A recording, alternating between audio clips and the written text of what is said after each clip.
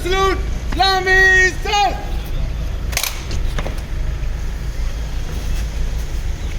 Good. Kande sir. Good. Baju sir. श्रीमान guard election को तैयार है।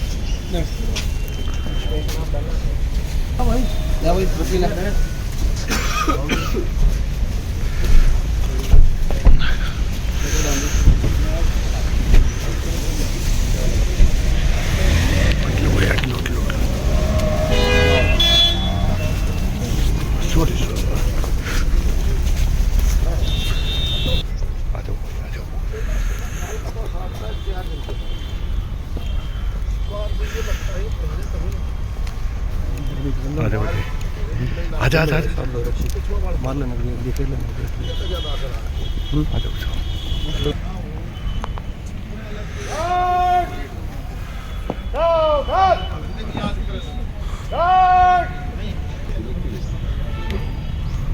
सलामी सस गार्ड सब सस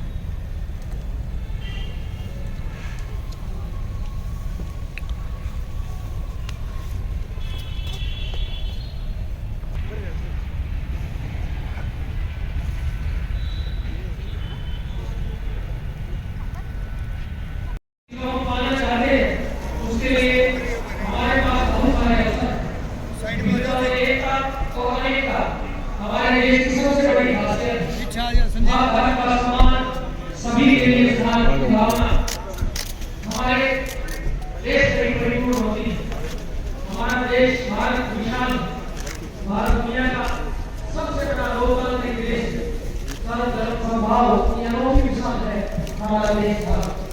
परिषद में ये राष्ट्रीय स्वरूप स्वामी श्रेष्ठ।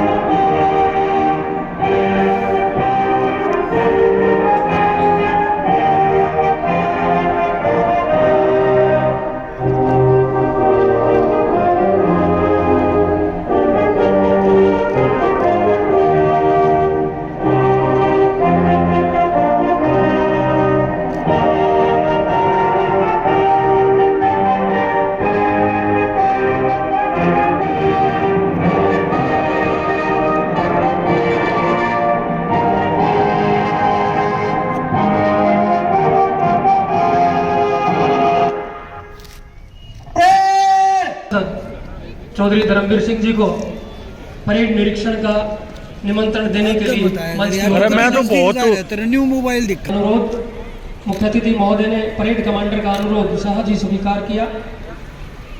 मुख्य माध्यमिक विद्यालय चरखी दादरी की टुकड़ियां भाग ले रही। ये हमारी सैनिक परंपराएं ही हैं। हमारे देश के नौजवानों का एक हौसला है जो आज़ादी की लड़ाई से लेकर अब तक हम हमेशा देश की रक्षा और आंतरिक सुरक्षा के लिए हमेशा तैयार रहते हैं। चाहे हमारे देश के सैनिक हो, पुलिस वर्ग हो, होमगार्ड हो, एनसीसी और एनएसएस के छात्र हो, जब भी कहीं देश को, प्रदेश को या प्रशासन को उनकी सहयोग की आवश्यकता होती है, हमेशा से हमारे ये नौजवान एक कदम आगे बढ़कर अपना पूर्ण सहयोग देते हैं और उसी की बदौलत राष्ट्रीय स्तर से लेकर प्रदेश स्तर, जिला स्तर, उपमंडल स्तर और यहाँ तक कि ग्राम स्तर पर भी इस कार्यक्रम का आयोजन किया जा रहा है। हमारा राष्ट्रीय ध्वज तिरंगा पूरे देश में शान से लहरा रहा है। सभी स्वतंत्रता सेनानी और उनके परिवारजन, बुजुर्गों, साथियों, माताओं, बहनों, बच्चों, जिला प्रशासन के अधिकारी साहिबान, पुलिस प्रशासन के सभी अधिकारी व कर्मचारी साथियों, कोई यहाँ पर आए हुए सभी अलग अलग स्कूलों से जो भी बच्चे यहाँ पे हिस्सा ले रहे हैं, आज बहुत बड़ी खुशी का दिन है। और ये त्योहार हम इसलिए नहीं मना रहे कि एक दिन निश्चित कर दिया 26 जनवरी, बल्कि ये दिन बहुत बड़ी मुश्किल से मिला। बहुत लंबी गुलामी के बाद इस देश को आजादी मिली। पता नहीं किस तरह के लोगों ने इसके ऊपर कब्जा करके राज किया। कोई संविधान नहीं था, जो उनकी मुंह से शब्द निकल जाता वही कानून।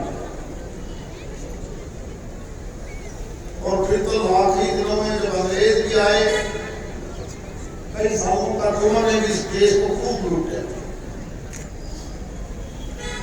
हजारों लाखों की तादाद में सैकड़ों सैकड़ों साल तक उस गुलामी के बाद जब ये भारतवर्ष, जिसका क्षेत्रफल, जिसकी भाषाएं, जिसकी संस्कार, संस्कृति अलग अलग थी, हमारे उस संविधान विशेषज्ञों ने वो पूरा समय देकर एक ऐसा लिखित संविधान हमें दिया। और संविधान देने के बाद कि हमने अपने फैसले खुद करने हैं, हमने दूसरे की बात नहीं मानी। इस देश की परंपराओं के आधार पर, संस्कृति के आधार पर हमें कैसे जीना है, कैसे आगे बढ़ना है, ये ताकत आपको संविधान में दी। और संविधान में कोई एक बात नहीं, वो महापुरुष जिन्होंने संविधान को लिखा, और उसी संविधान की बात को लेकर जब हम पार्लियामेंट से लेकर विधानसभाओं तक, ग्राम पंचायतों तक हम अपने फैसले करते हैं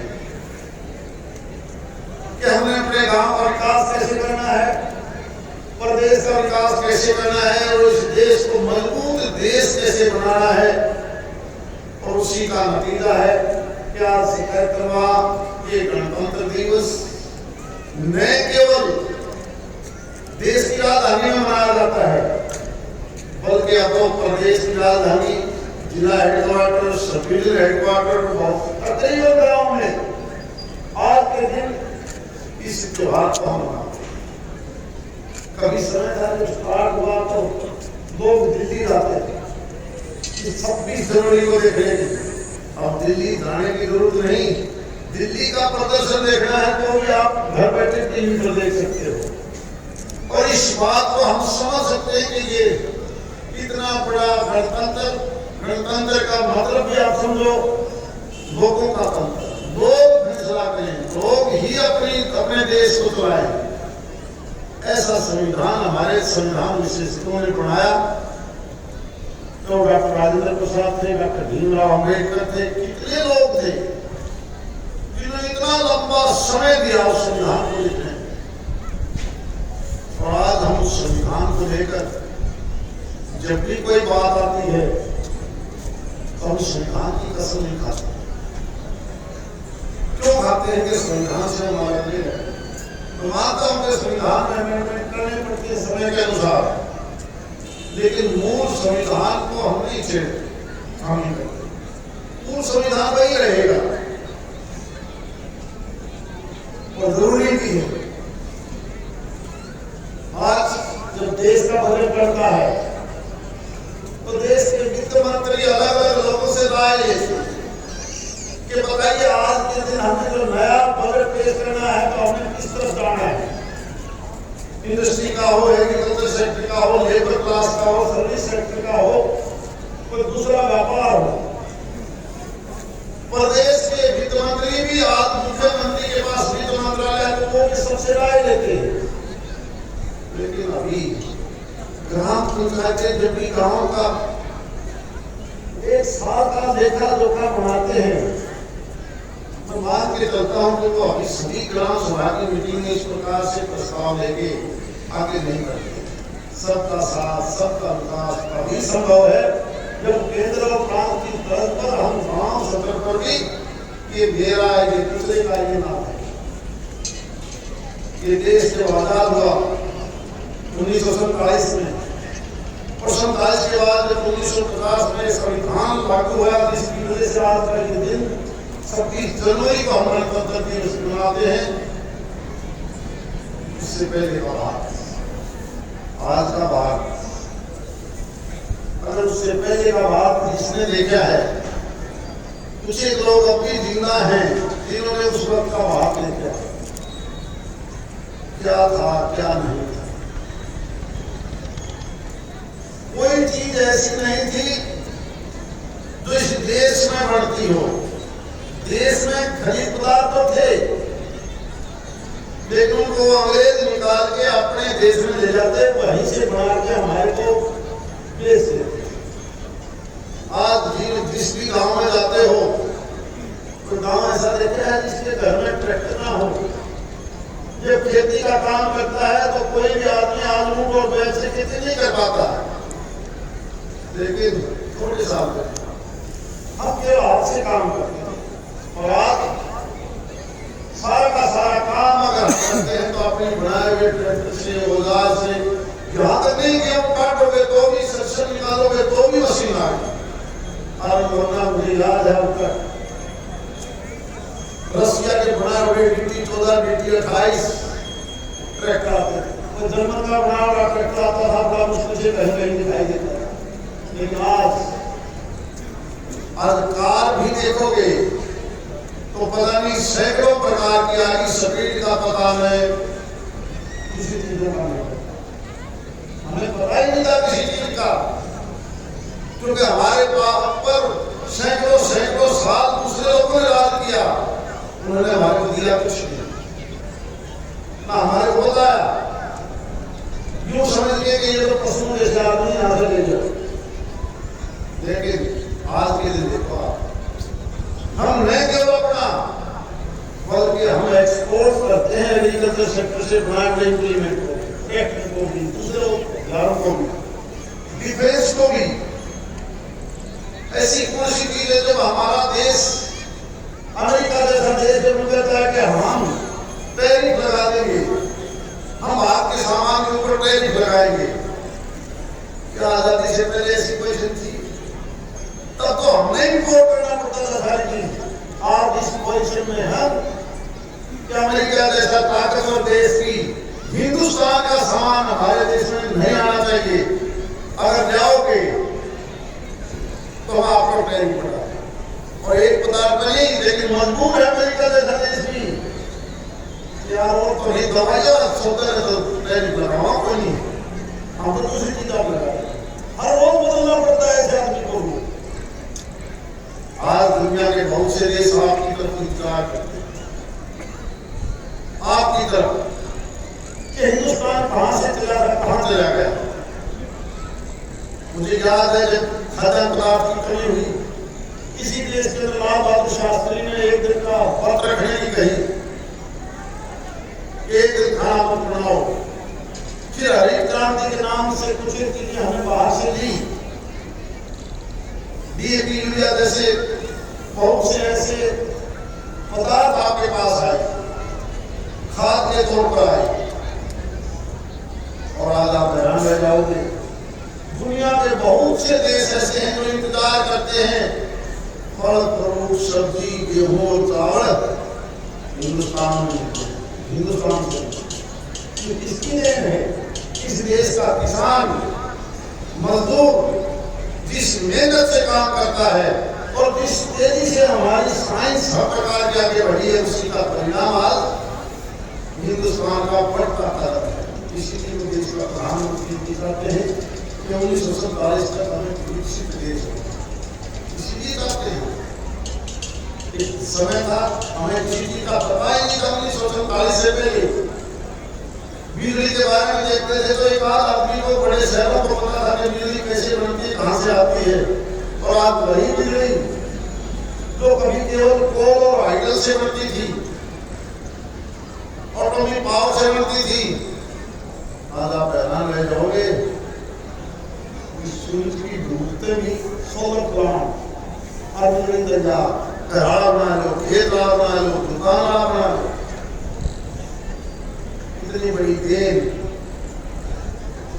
अब कई चीजों में आप देखोगे, अगर डिफेंस का मामला देखोगे, 62 से पहले जब चाइना की लड़ाई हुई तो हमारे पास हथियार ही नहीं थे।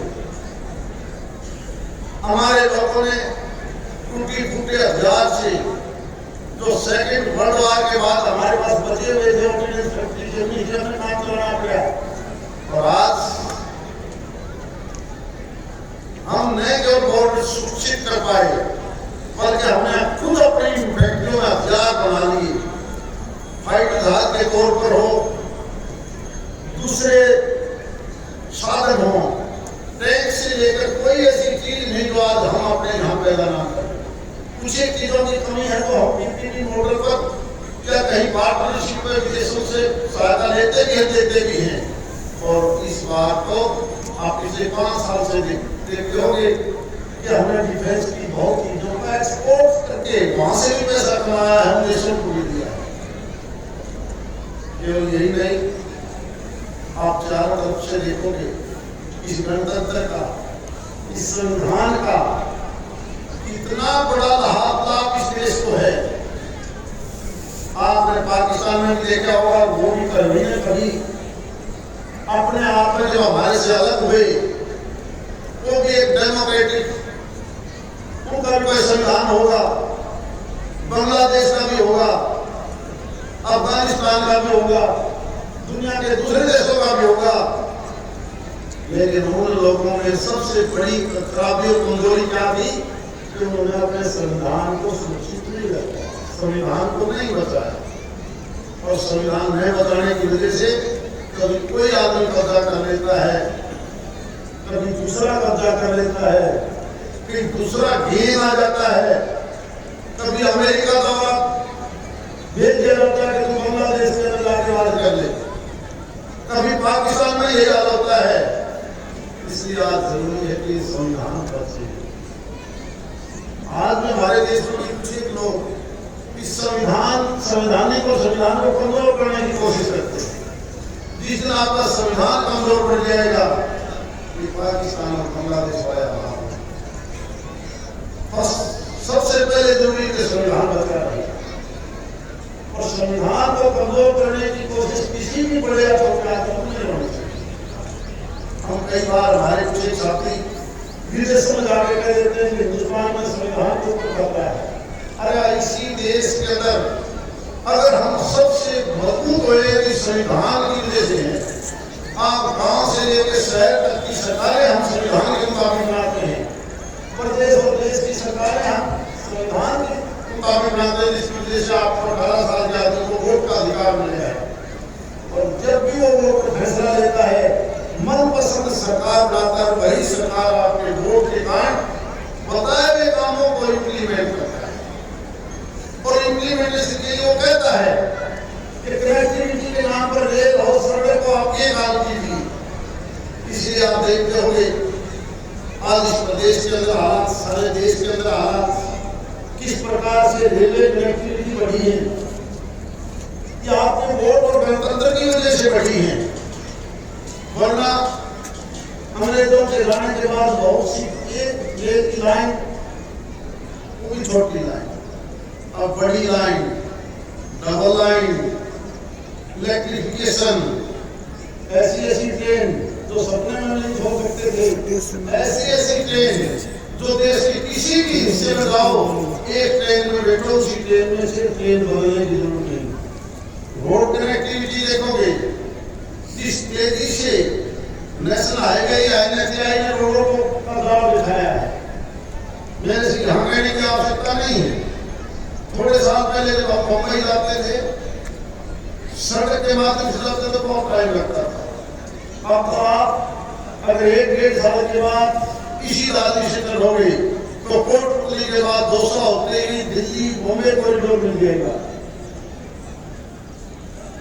यानी कुछ घंटों में दिल्ली से दादरी से आप सफर कर सकते हो मुंबई। आप उत्तर से पश्चिम, दक्षिण से उत्तर, उत्तर से दक्षिण, पूर्व से पश्चिम, किसी कॉर्नर पर देखो आपको रोड कनेक्टिविटी, रेल कनेक्टिविटी, और रेल में भी इतना सुधार कर दिया कि सामान ले जाने वाली रेल अलग हो, उनका ट्रैक अलग होगा। बॉम्बे, दिल्ली, कलकत्ता, मद्रास जो कॉरिडोर रेल का है उसमें क्या है, पैसेंजर ट्रेन अलग है, उनका ट्रैक अलग है। उस ट्रैक पर रेल के ऊपर रेल, डब्बा के ऊपर डब्बा, ताकि बहुत कम समय में, कम भाड़े में मुंबई महात्मा गांधी पोर्ट से सामान आपका दिल्ली आए। और हमारे हरियाणा में तो बड़ा फायदा ये कि लॉजिस्टिक हब नाना चौधरी में मिला है, यहाँ से उत्तरी प्रदेशों के लिए वो सामान आएगा जाएगा। सब्जी, दूध, देश विदेश से इम्पोर्ट हो, एक्सपोर्ट हो, सामान खराब ना हो, थोड़े समय में ही वो कैसे पहुंच सकता। एग्रीकल्चर सेक्टर के किसान के लिए भी हर स्टेशन के ऊपर एक प्रावधान किया गया है कि आप अपना सामान फला दुकान पर रखोगे और वहां से आप उसी ट्रेनों के माध्यम से ले जा सकते हो। अभी इस चीज का हमें पूरी तरह से पता नहीं है, समझा नहीं पाए, जिसकी वजह से लोग कहीं निगरानी कर बैठते हैं। आज जरूरत भी है कई चीजों जहां विकास की तरफ से तेजी से बढ़े, वहां कहीं निगरानी कर बैठते हैं। खाद्य पदार्थ के बारे में, सब्जियों के बारे में जितना आज सरकार फायदा आपको दे रही है, शायद कोई घर बचा हुआ हरियाणा में जो सरकार से सरकारी पैसा ना लेता, कोई तनख्वाह लेता है, कोई डिस्ट्रिक्ट के अंदर काम करता है, और जो टाइम काम नहीं करता वो पेंशन लेता है, किसान सम्मान निधि भी लेता है। शायद कोई कुछ कैटेगरी तो ऐसी हैं जिनको सकून में लाओगे तो भी स्ट्राइक होगी, जो बिल्कुल भी ऐसा दिखेगा 80 करोड़ आदमी इस देश के 5 करोड़ आदमी बीमार हो जाए तो आयुष्मान कार्ड हो, दिव्यांग कार्ड हो, अपना इलाज करवा सकता है। और पेंशन के तौर पर दिव्यांग हो, विधवाओं हो, जितनी भी कैटेगरी है या 60 साल से ऊपर का कोई भी बुजुर्ग है या तो पेंशन लेगा या उसकी अलग कमाई हो, ये सब होने के बावजूद हम कहीं ना कहीं अगर आज की जो जरूरत है वो दो चीजों की है। सबसे पहले ये बीमारियां इतनी आई क्यों कि हम अपने पैदा होने वाली जमीन के अंदर ज्यादा पैदा लेने की जल्दबाजी में हम डीएपी और यूरिया का बहुत ज्यादा उपयोग करते हैं। आज भी भारत सरकार 2 लाख करोड़ से ज्यादा का केवल डीएपी और यूरिया का उपयोग करती है। अगर मैं केवल हरियाणा प्रदेश की बात करूं, आज 83 लाख एकड़ जमीन ऐसी है जिसमें चाहे चौबाचड़ा हो, चाहे टिब्बा हो, चाहे जहां पर खेती हो सकती है, सारे प्रदेश में मात्र इतनी जमीन है। बाकी वो तो मकान बनेंगे, कहीं सड़क बनेगी। और 83 लाख एकड़ में आप हैरान रह जाओगे। हम 9,000 करोड़ का डीएपी और यूरिया की सब्सिडी देते हैं, विदेशों में भेजते हैं, और उसके बदले में क्या मांगा रहे हैं? क्या जहर दे दो, हमें अपनी खेत में डालना है। अगर उसी यूरिया और डीएपी को जब आप उस जमीन में डालोगे तो जमीन में आग लग जाती है, आग लगती है पैदावार।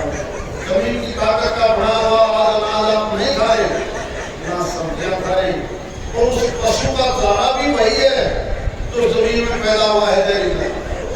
और ईमानदारी से आपने आगे बढ़ना है तो पहल कीजिए इस दादी से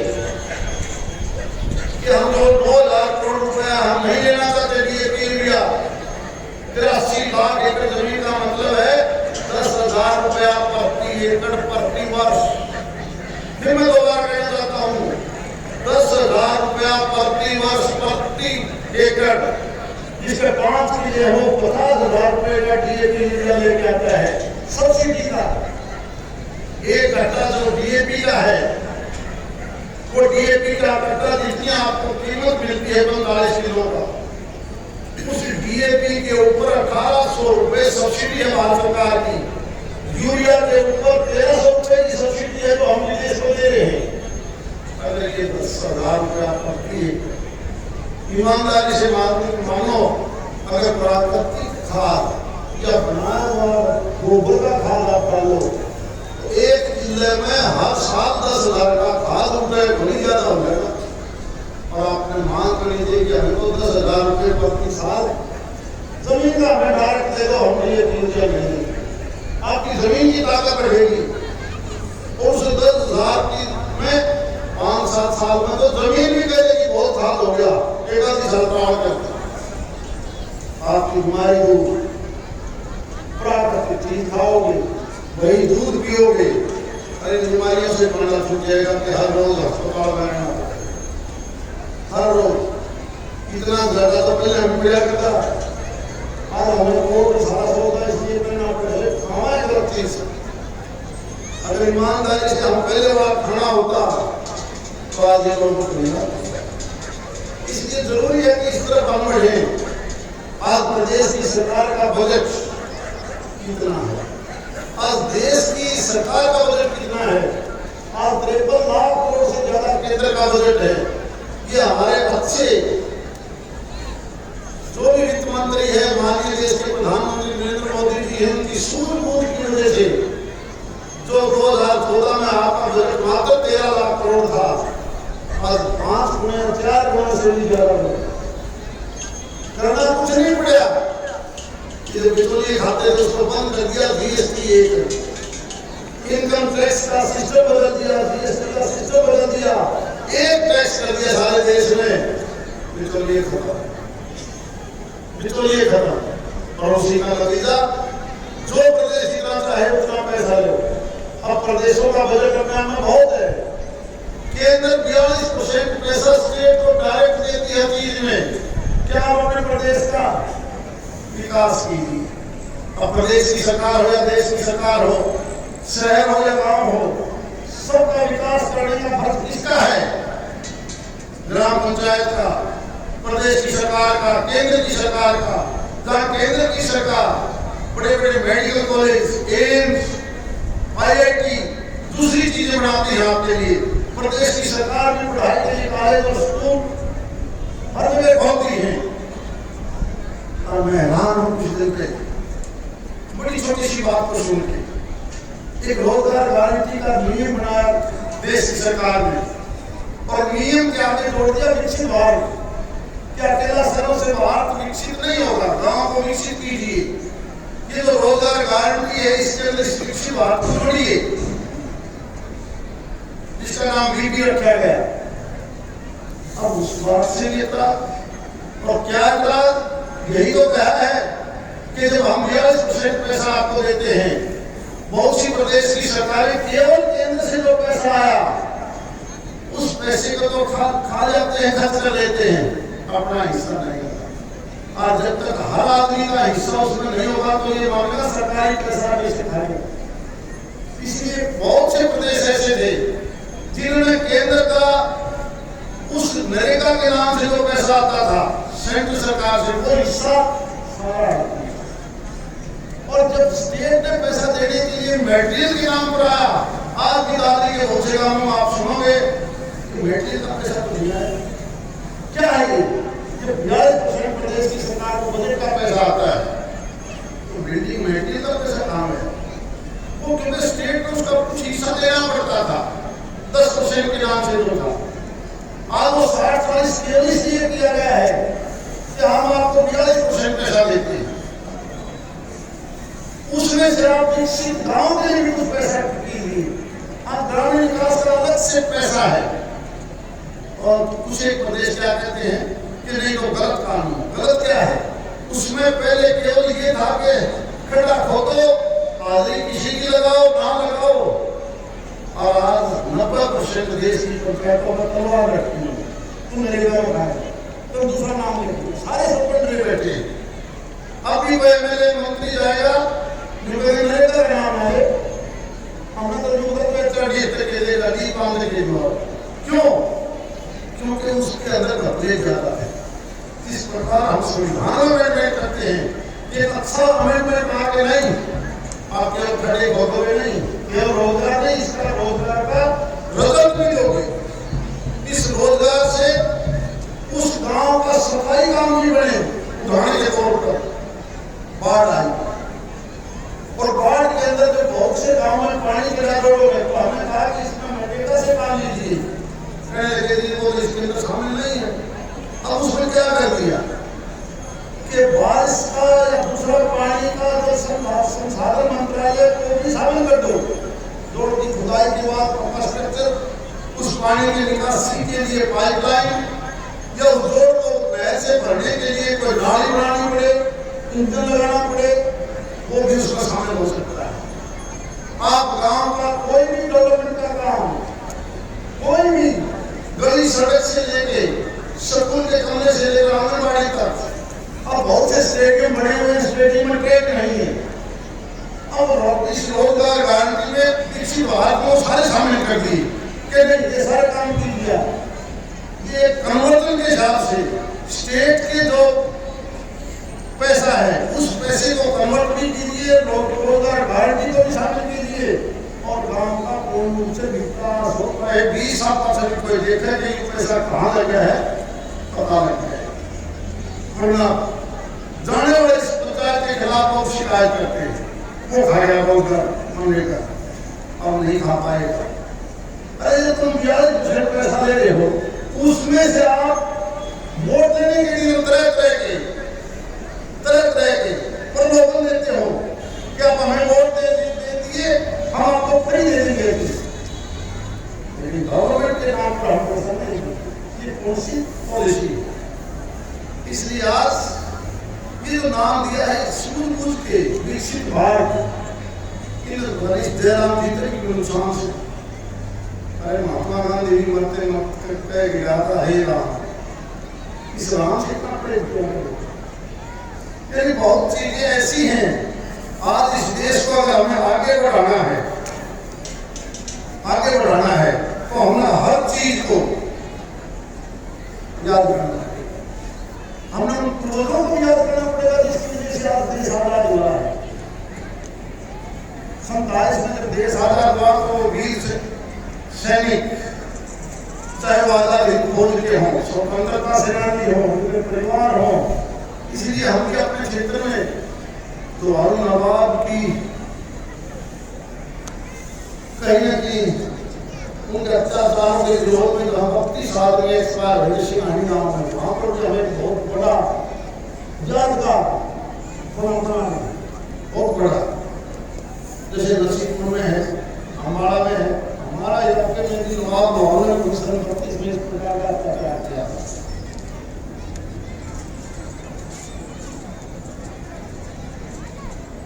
आज का दिन देश के लिए जो इतना महत्वपूर्ण है, देखिए केवल हम इंसान के लिए नहीं, आज तो हम पशुओं के लिए भी, भेड़ बकरी के लिए भी, मछलियों के लिए भी एग्रीकल्चर सेक्टर में बहुत किसान काम करता है। मैं तो बधाई देता हूँ प्रदेश के मुख्यमंत्री नायब सैनिक को कि उन्हें असली गौ, हरियाणवी गौ, देसी गाय जो भी खरीदेगा उसको भी 30,000 रुपये देना है, 30,000 रुपये देना। आज गौ का दूध अमृत है, अमृत। ये जो दूसरे हैं बार वाले डांगर कसवारे काले पड़े, इनका दूध मगर टीबी में जाता है। हमें इसकी तरफ बढ़ावा नहीं देना चाहिए। असली जो गाय है, जो हमारे बुजुर्ग गाय का हाथ क्यों फेरते, हाथ फेरने में भी बहुत बीमारी ठीक होते हैं। गौ मूत्र से भी, गोबर से भी, और दूध का तो कहना है। इसलिए डॉक्टर लोग क्या कहते हैं, पैसा दूध छोड़ दो, ठीक बना कर गाय ले लो, और कई तरह की बीमारियां बकरी का दूध पीजिए, ठीक होगा। आप उस तरफ हमें आप जब तक नहीं लाओगे तो मैं नहीं मानती करता। इस देश को अगर विकसित देश बनाना है तो हर बच्चा, हर आदमी स्वस्थ रहे, हर बच्चा और हर आदमी।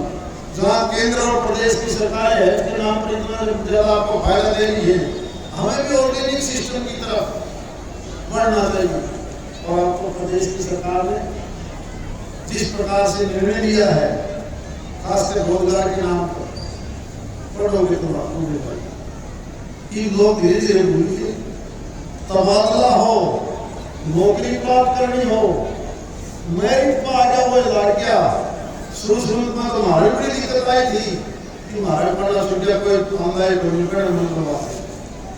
पता नहीं करूँ। अब ये सिस्टम बन गया, चाहे कोई आदमी हो पढ़ेगा तो लगेगा, पढ़ेगा तो लगेगा, वो सिस्टम चला गया।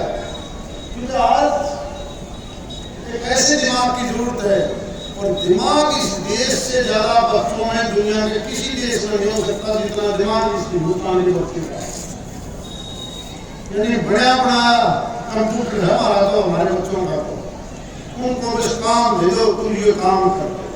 गलती से हम ये करते हैं, जो डॉक्टर बनना चाहता है उसने इंजीनियर बना बैठते, जो इंजीनियर बनना चाहता है उसने हम कह देंगे कि तुम ऐसे पढ़। इसीलिए जब नई शिक्षा पद्धति आई है तो यही तो कह रही है कि बच्चों को पहले देखो क्या चाहता है, वही काम देखो।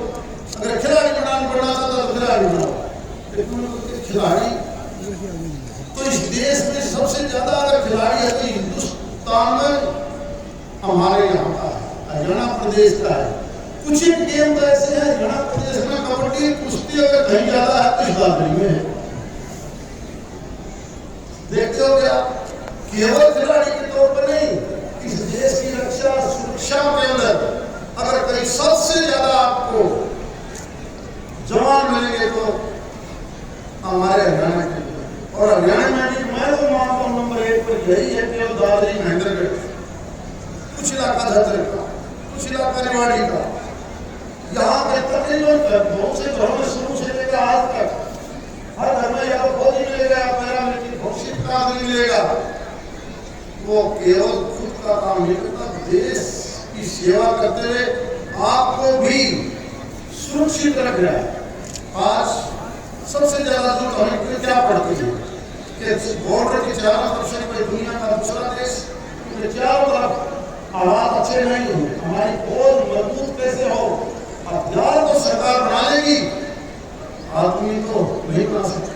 और आदमी को बनाता है तो हरियाणा प्रदेश बनाता है। हरियाणा प्रदेश के घर में जो भौतिक पैदा होता है वही सबसे मजबूत है आज के दिन में। वही पैरामिलिट्री फोर्सेज में है, वही और वही प्रदेश की पुलिस के अंदर है। आज भी बहुत सी प्रदेशों के अंदर कोई झगड़े हो जाए, आईआरबी की जरूरत पड़ जाए, दूसरी जरूरत पड़ जाए, मामला होने से, क्योंकि आपकी पुलिस को भी विश्वास है।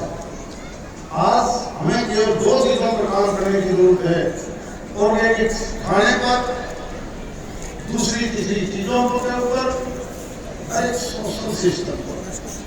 ये जो सामाजिक ताना बाना हमारा खत्म हुआ है, ये सामाजिक ताना बाना दोबारा से मजबूत कैसे हो। आज दुनिया मानती थी कि हिंदुस्तान की परिवार की पहचान एक यूनिटी है, लेकिन बड़े खेद के साथ कहा जाता है कि आज घरों में आपस में जितने हमारे टकराव हुए हैं इससे ज्यादा पहले कभी नहीं। इसलिए आओ हम ये भी पढ़ लें कि हम कोशिश करें कि गांव का भाईचारा बना रहे, परिवार का और पड़ोसी का भाईचारा बना रहे। हम कोशिश करें थाने तहसील में ना भागे, अपने आप फैसला करें ताकि हम आगे बढ़ के, वरना आपका सारा पैसा सारा समय इसमें बर्बाद हो जाता है। इसलिए आज इस गणतंत्र दिवस के ऐसे त्योहार पर जो सारे देश के हर शहर और गांव में मनाया जाता है, और ये संविधान हमारा बचा रहे, ये गणतंत्र हमारा बचा रहे, जो बहुत लंबे अरसे के बाद हमें मिला था, इसीलिए आपका बहुत बहुत धन्यवाद। जय हिंद। देश की ईमानदारी, शुद्धता और शांति का प्रतीक है। हरा रंग देश की फलदायकता और समृद्धि का संदेश देता है। अशोक चक्र हमें 24 घंटे कार्य करने की प्रेरणा प्रदान करता है। मंच के समक्ष से गुजरते हुए परेड कमांडर उप पुलिस अधीक्षक सुभाष चंद्र राष्ट्रीय ध्वज को परेड की सलामी, उनके पीछे हरियाणा पुलिस पुरुष वर्ग की टुकड़ी पीएसआई विजय कुमार उसका नेतृत्व कर रहे हैं। उनके पीछे एएसआई अनूप के नेतृत्व में हरियाणा पुलिस महिला वर्ग की टुकड़ी, उनके पीछे दीपक सांगवान के नेतृत्व में होमगार्ड की टुकड़ी, उसके पीछे हमारी छोटी बहनें वैश्य कन्या वरिष्ठ माध्यमिक विद्यालय चरखी दादरी अदिति के नेतृत्व में टुकड़ी, उसके बाद राजकीय कन्या वरिष्ठ माध्यमिक विद्यालय डाड़ी फोगाट निधि फोगाट के नेतृत्व में, उनके बाद एपीजे सरस्वती कन्या महाविद्यालय चरखी दादरी की टुकड़ी साक्षी के नेतृत्व में, उनके पीछे पीएम श्री राजकीय कन्या वरिष्ठ माध्यमिक विद्यालय चरखी दादरी की ये टुकड़ी। हमारे ये नौजवान, हमारी ये बच्चियां, महिला पुलिस, होमगार्ड और जिला पुलिस हमेशा अपने सहयोग के लिए तत्पर रहते हैं। किसी भी जरूरत के अनुसार ये प्रशासन की, देश की, प्रदेश की जो सरकारें हैं उनकी मदद करती हैं। आपदा के समय भी इन नौजवानों का, इन प्रतिनिधियों का विशेष योगदान रहता है। कृपया आप सभी मुख्यमंत्री, सबसे पहले पीटी का प्रदर्शन होगा। मेरा अनुरोध रहेगा मंच से बिना पुकारे आप अपनी पोजीशन लेकर अपना प्रदर्शन शुरू करें। पीटी शुरू।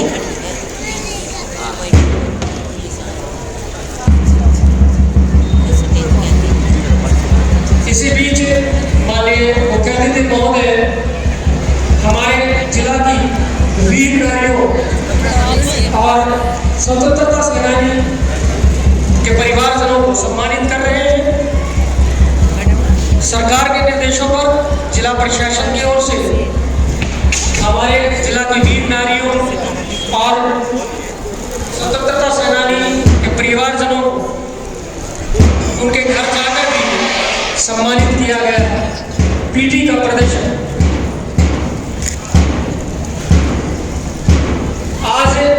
इस कार्यक्रम में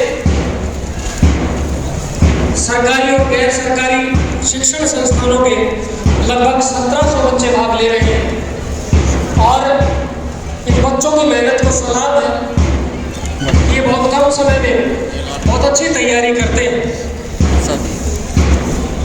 पिछली 19 जनवरी को जब स्कूल खुले थे उस दिन से आज केवल 8 ही दिन है,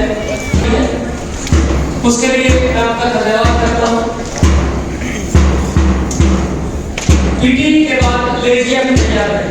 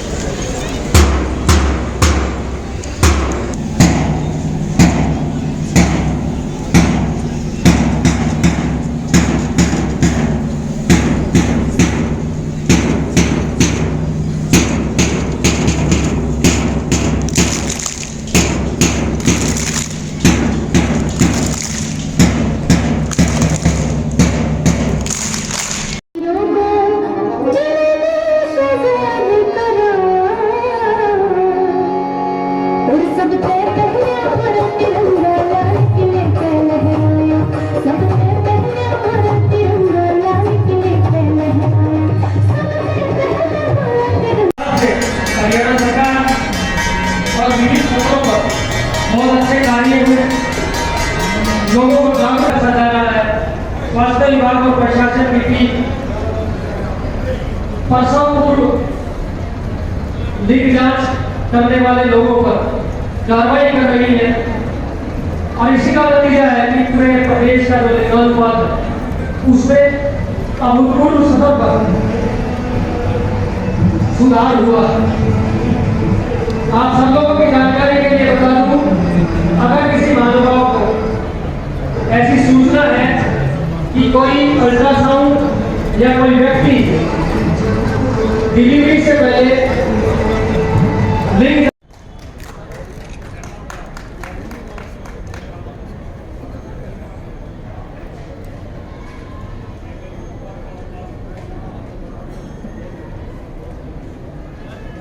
श्री संजीव साहब दो लोग कहने प्रधान जी डीबीआई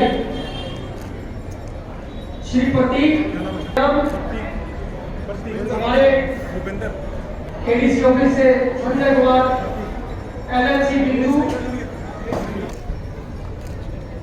प्रतीक जी के बाद सांस्कृतिक टीमों का जो परिणाम है वो आ गया है की टीम को, और पहला स्थान मिला है वरिष्ठ माध्यमिक विद्यालय चरखी दादरी की टीम को, दूसरा स्थान मिला है पहले का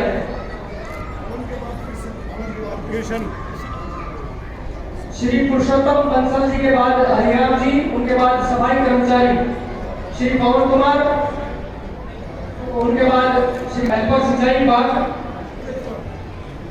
के जिस क्रम से नाम से संजय जी के बाद एलएनसी बिंदु मंच पर पहुंचे।